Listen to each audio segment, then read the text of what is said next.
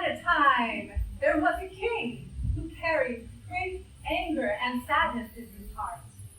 His soul was lost, and because of this, he did things that hurt the people of his kingdom. But one day, there was a wise and brave young woman named Scheherazade who hatched a plan to save the people of her land.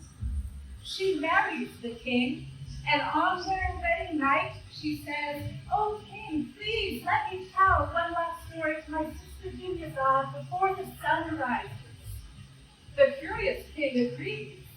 Dunyazade sits by her side, and Scheherazade begins weaving an enchanting web of magical tales with heroes and treasure and wonder.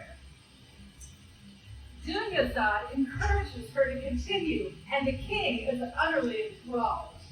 But the sun starts to pour over the horizon, and Scheherazade stops at the most exciting part and says, "I guess I'll have to finish the story tomorrow."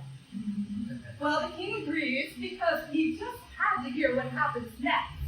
The next night, Scheherazade continues her story.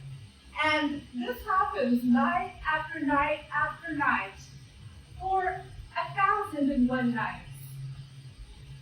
After time, through the power of her words and her art, she heals the king's wounded heart. The kingdom is saved, and joy and love and peace return to the land. So how did Scheherazade accomplish this? It wasn't with weapons, but with words, creativity, and wisdom. With Dunyazade by her side, encouraging her all along.